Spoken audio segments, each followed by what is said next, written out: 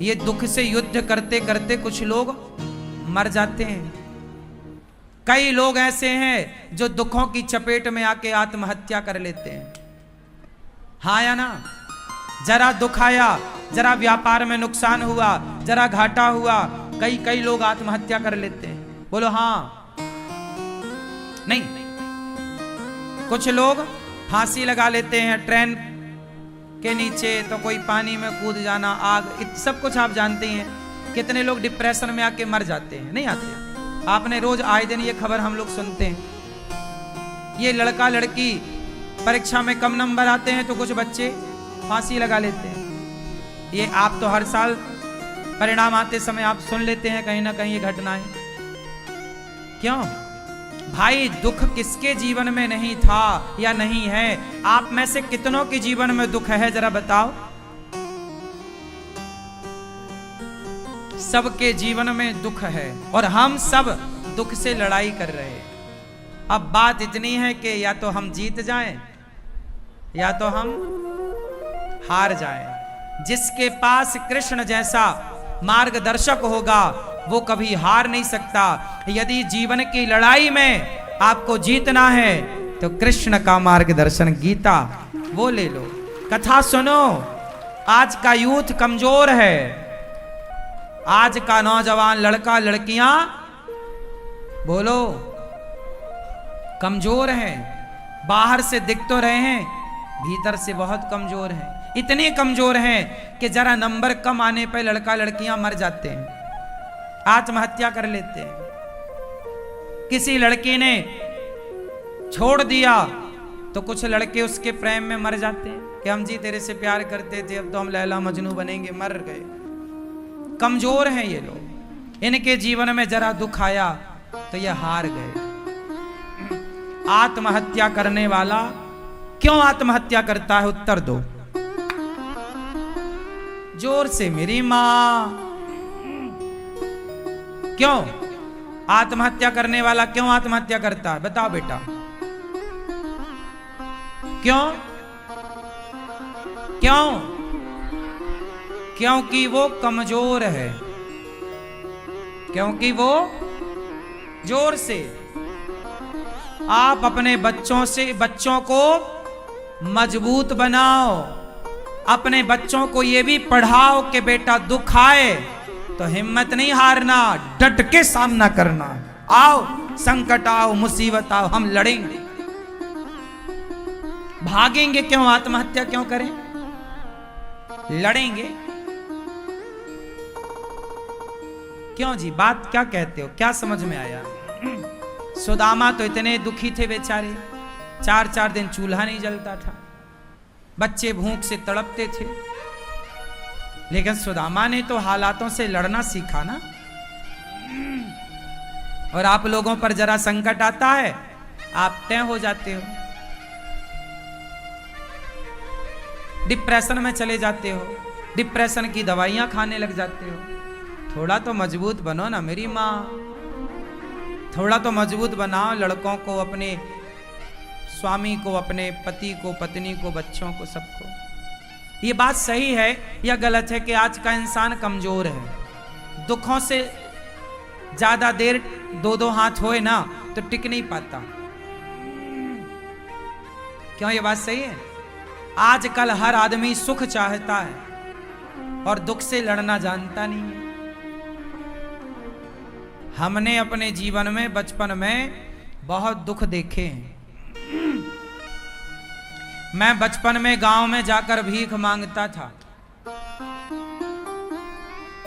मैं गाय चराता था। मेरे दोस्त कपड़े पहनते थे, मैं उनके कपड़े देखता था। 1 साल में 1 जोड़ी कपड़ा दिलाते थे पिताजी मेरे। पैंट पहनता था, उसमें पूरा छेद हो जाता था, पीछे छिन जाता था, चड्डी दिखने लगती थी, तब भी मैं उसे पहनता रहता था। वो दिखाता था पिताजी को, देखो इतना बड़ा छेद हो गया है, अब तो दिला दो। तो जब बोलते थे तब 2 महीने बाद दिलाते थे। मेरी एक मौसी है, वो मौसी कभी आया करती थी साल में 1 आध बार। तो वो कुछ कपड़े लाती थी पुराने। मेरा मौसी का एक भाई लड़का है, मेरा भाई, तो वो जो उतार देता था, रिजेक्ट कर देता था, वो ले आती थी। मैं उन कपड़ों को देख के खूब प्रसन्न होता था, उन्हें बहुत अच्छे से पहनता था। इस हाल से, इस हालातों से गुजरे, एक एक रुपए के लिए तड़पे और तरसे हैं। उन हालातों में भी प्रसन्न थे, वो दुख था। सारे लोग आश्चर्य मानेंगे, आप हंसेंगे मेरी बेबसी पर। मुझे याद है आज भी, मेरे गांव के सारे लड़के पैंट शर्ट पहनते थे और मैं एक लौता था जो चड्डी पहने के उनके बीच में बैठता था। एक बनियान और चड्डी, सब पैंट पहन, मेरे पास थे नहीं, अब थे तो फिर वो फटा था। ऐसे हालातों में हम रहे। और याद रखना साहब, मैं ये सब बातें नहीं बताता, ना कहना चाहता, गरीबों का मजाक बहुत उड़ाते हैं लोग। उस समय मेरी चड्डी पकड़ के लोग खींच देते थे, वो थी वही फाड़ देते थे। मैं चड्डी में था तो लोग चाहते थे कि ये नंगा घूमे, इसलिए वो भी फाड़ने का प्रयास था। इन हालातों से हम गुजरे हैं। हमारी माँ बताती है कि बारिश में बेटा पानी पूरे घर में ऐसे चूता था, मतलब टपकता था। हमारी माँ हमें लेकर के दूसरे के घर में रात को सोने, पूरा घर, पिताजी माँ जी सब दूसरे के घर कई बार जाते थे सोने के लिए। घर में पानी कहीं सूखा ही नहीं था और टाइल पत्थर थी नहीं, गोबर से लिपता था, तो पानी गिरने पर मिट्टी कीचड़ होता था और वो कीचड़ तब तक होता था जब तक सूख ना जाए। तो दूसरे के घर पर सोना मजबूरी थी। उन हालातों से हम चले हैं, गुजरे हैं। गरीबी क्या होती है हमने पुस्तकों में गरीबी पढ़ी नहीं है साहब, देखी, उसमें रहे हैं, उसमें जिए हैं। लेकिन तब भी शिकायत ईश्वर से नहीं थी, तब भी रोते नहीं थे। उन मुसीबत से डट के उस समय भी हम लोग खुश थे, प्रसन्न थे। उस हाल को भी हमारी माँ ने, हमारे पिताजी ने डट करके सामना किया उन दुखों से और जिए हैं। आत्महत्या का मन नहीं बनाया कि चलो जी अब तो कुछ नहीं, हम मर जाते हैं।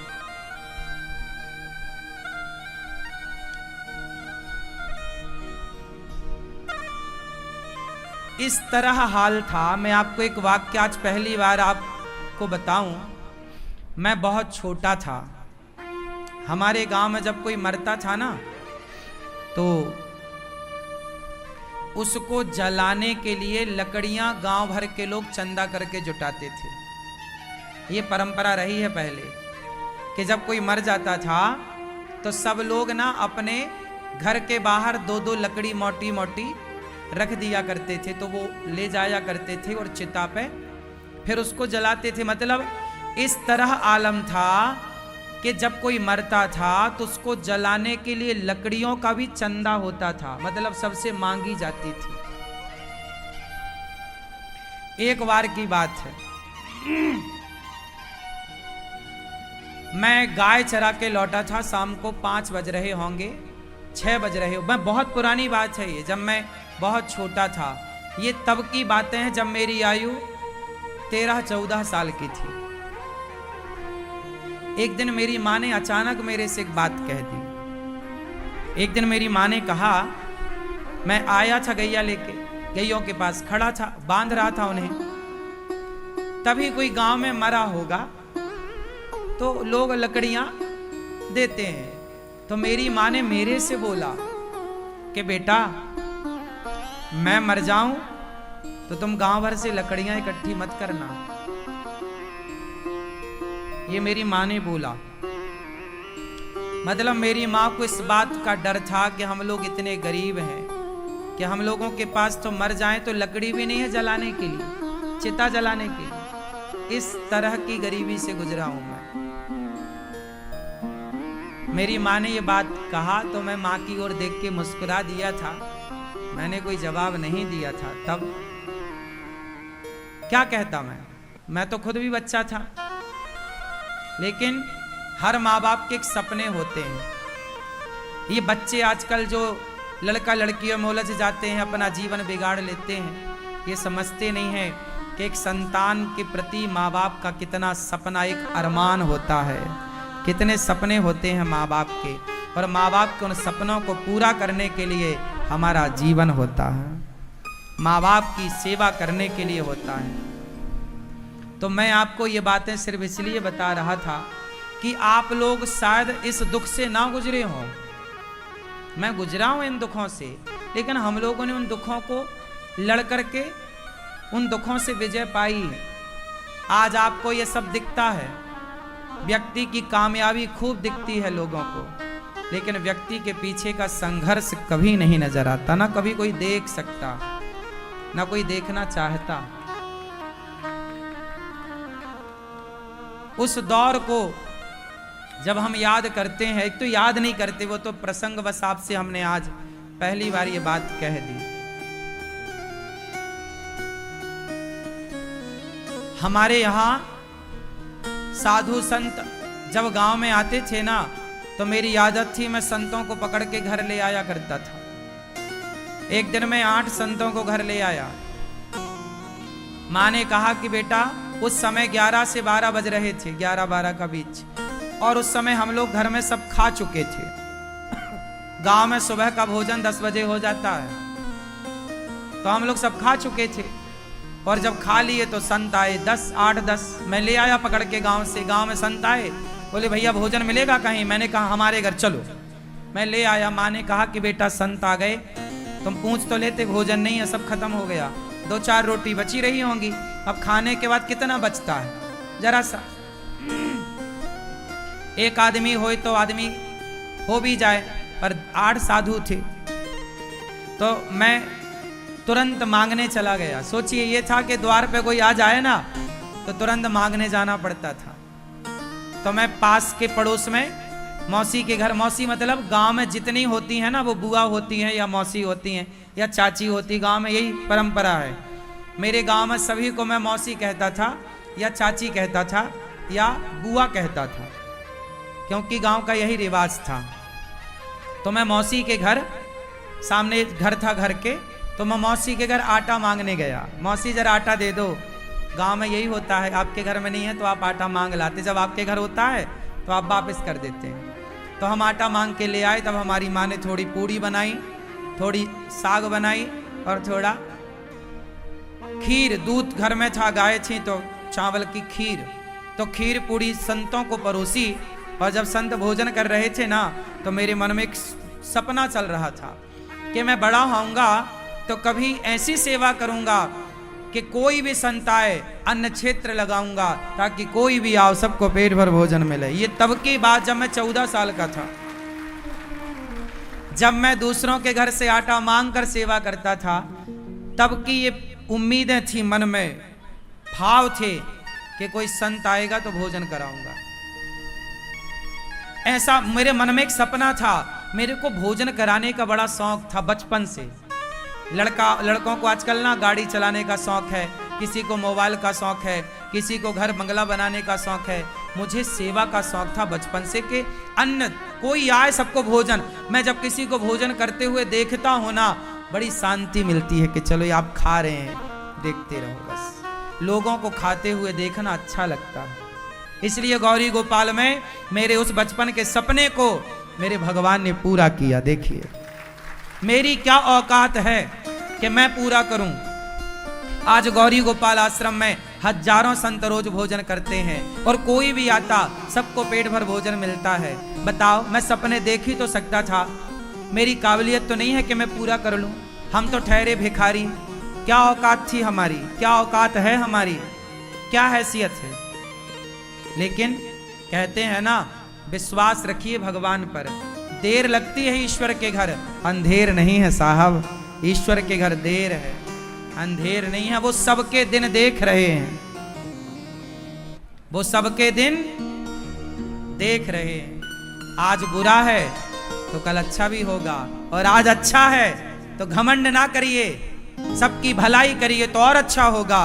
और यदि आपने रुतबा दिखाया जरा धन दौलत का, तो पलटते देर नहीं लगती साहब। मैंने कितने करोड़पतियों को रोडपति बनते देखा है इन्हीं आंखों से। मेरी आयु 33 साल है साहब, मेरी माँ, लेकिन इस कम उम्र में भी मैंने जितना संसार देखा है, शायद आज का यूथ, आज का बच्चा इतना नहीं देख पाएगा। जो जितना संघर्ष करता है ना, वो उतना मजबूत होता है। संसार का कोई भी दुख मुझे पराजित नहीं कर सकता, क्योंकि मैंने इतना दुख देख चुका हूं कि अब उसके सामने कोई दुख है ही नहीं है। इसलिए दुखों से अगर चोट खाई ना होती तो कन्हैया तेरी याद हमें आई ना होती। आज प्रभु याद हैं तो शायद इसलिए कि दुखों से गुजरे हैं। इसलिए भगवान करें आप कभी दुखी ना हो, आपकी कभी स्थिति प्रतिकूल ना हो। भगवान आप सबको धन धान्य से भरें। लेकिन एक बात कहूं, कभी धन का घमंड ना करना साहब। 4 पैसे हैं तो ईश्वर ने कृपा करके आपको दिए, समाज की सेवा के लिए, दीन दुखियों की सेवा के लिए, घमंड के लिए नहीं दिए। घमंड तो रावण का नहीं चला, जिसकी लंका सोने की थी, तुम्हारे घर तो माटी के है ना। मेरा मन कर रहा मैं थोड़ा रो लूं, पर अभी समय नहीं है रोने का, फिर कभी रोएंगे, है ना।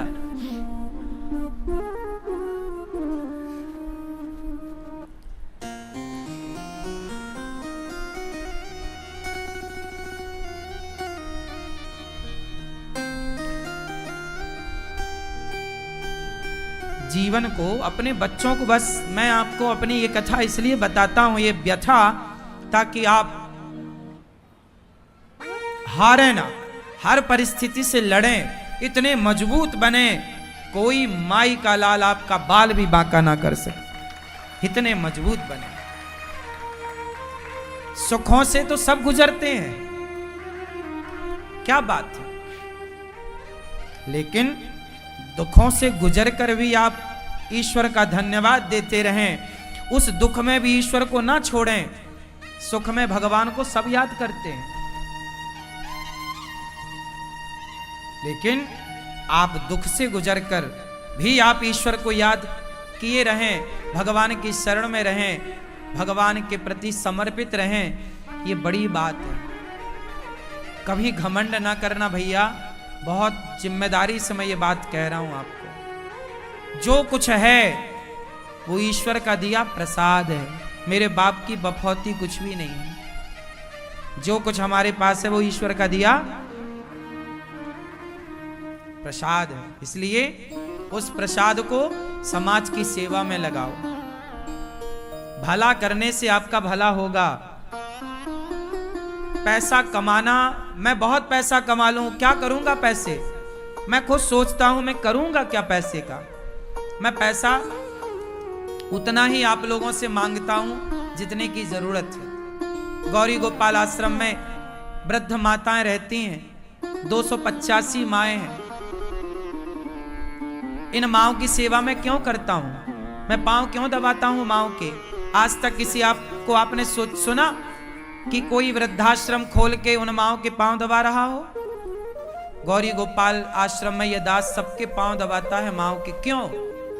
मुझे पता है कि जब अपने ठुकराते हैं ना तो पीड़ा क्या होती है। इन माओं की पीड़ा मैं जानता हूं, क्योंकि मैं उस पीड़ा से गुजरा हूं। खग जाने खग ही की भाषा, जिसके पैरों में बिमाई फटी ही नहीं वो पीर पराई क्या जाने, और जिसने बेटी को जन्म दिया ही नहीं वो बेटी की विदाई क्या जाने,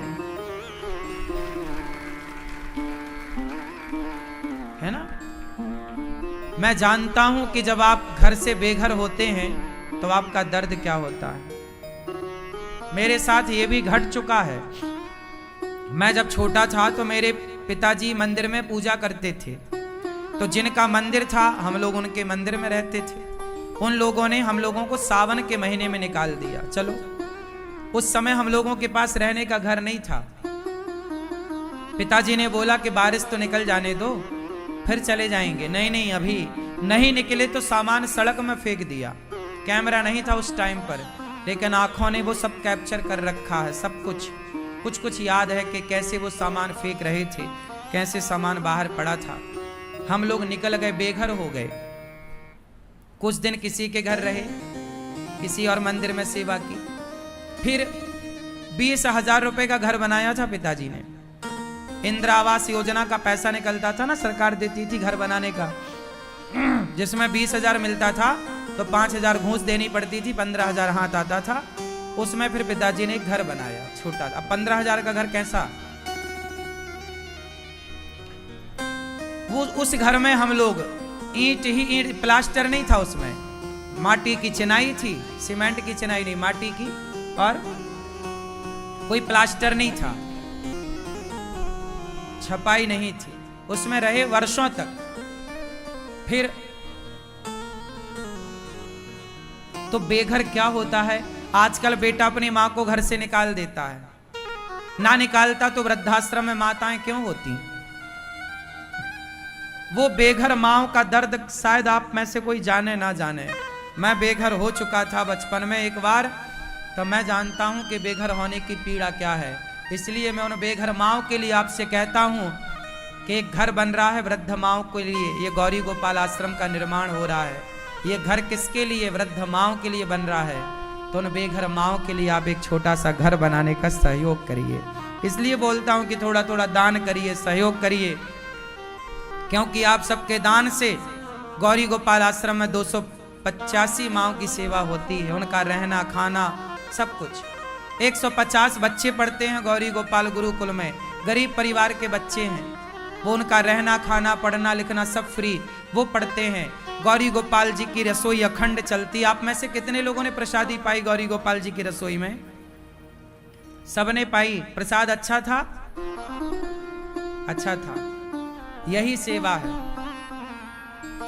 मेरे काम करने से, मेरे भीख मांगने से इतनी सारी सेवाएं होती हैं। इसलिए मुझे लगता है कि मैं आपके द्वारा मांग कर, देखो मेरी कोई फैक्ट्री नहीं है, ना कोई बिजनेस ना व्यापार।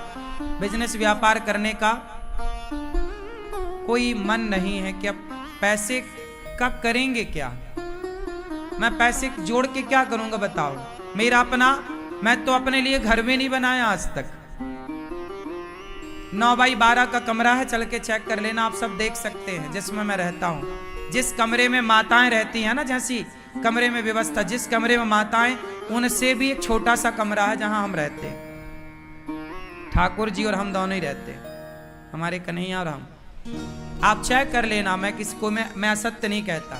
जितना करता हूं, जो कहता हूं वही कहता हूं। मैं झूठ बोलने से बचता हूं। झूठ बोल के पाऊंगा क्या, फायदा क्या होगा।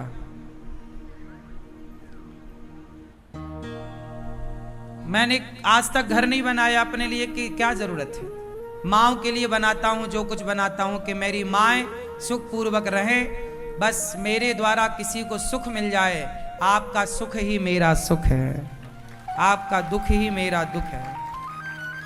अब मेरा अपना सुख सुनो। मैं बचपन में,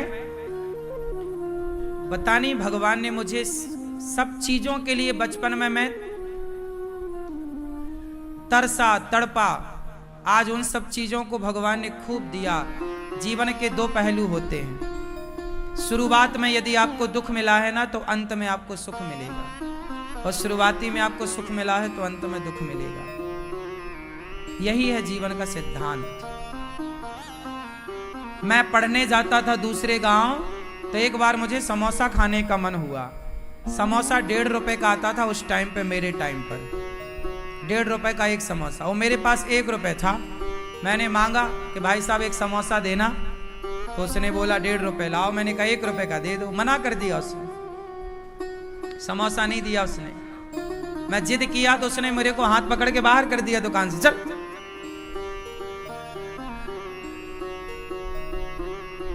ऐसे एक एक चीज के लिए तरसना पड़ता था, लेकिन तब भी खुश, आज भी खुश। इसलिए मैं कभी घमंड नहीं करता, क्योंकि मुझे अपने वो दिन याद हैं। मुझे अपने वो सारे दिन, घमंड किस बात का करूं, घमंड नहीं करता। जो है वो प्रभु ने सेवा के लिए दिया है। इसलिए मेरा प्रत्येक क्षण, समय और आपका दिया एक एक रुपया सेवा में ही खर्च होता है। एक ही संकल्प, एक ही नारा, सेवा ही है धर्म हमारा। इसलिए कहता हूं ये अनिरुद्धाचार्य आप सबकी माओ की सेवा के लिए कुछ मांगे ना, कि माओ को आश्रम बना रहे हैं, माओ के लिए कमरे बनाना है, पलंग खरीदना, गद्दे खरीदना, 250 से अधिक माएँ हैं, तो भैया लगता ना पैसा तो लगेगा। आपसे मांगता हूं, मना मत किया करो। कोई मैं अपने लिए नहीं मांगता। आपका धन जब सेवा में लगेगा तो आपको वह धन कई गुना बढ़कर ही वापस मिलेगा। मैं गांव में जब भीख मांगता था ना, तो जिनके घर में भीख मांगता था आज वो लोग बड़े खुश हैं। आज वो सबसे कहते हैं खुशी से, मुझे गांव में लोग, मेरा नाम गांव का अन्नू है। क्या नाम है मेरा गांव का? ANNU, अन्नू। तो गांव के लोग आज भी हमारे खुशी से बताते हैं कि अन्नू पंडित जी हमारे यहाँ भिक्षा मांगने आते थे। तो आज भी मैं जिन जिन के यहाँ भिक्षा मांगने गया, सच बताऊं आज वो सब संपन्न है। भगवान की खूब कृपा है। जब आप देते हैं तो भगवान आपको भी भर भर के देते हैं। और मैं अपने गांव के लोगों का बहुत ऋणी हूँ, सदा ऋणी रहूंगा कि उन लोगों ने मेरी झोली में भिक्षा दी, क्योंकि वो ना देते तो हम भूखे ही रहते। इसलिए मैं एहसान नहीं भूलता। मैं हर उस व्यक्ति का एहसान मानता हूं जो मुझे एक मुट्ठी चावल भी कभी दिया था भीख में। नमक के 4 ढेले भी किसी ने दिए होंगे तो मैं उसका धन्यवाद ही करता हूं। इसलिए आप लोग सेवाओं के लिए मना मत किया करो, आगे बढ़ चढ़ करके सेवा में भाग लिया करो।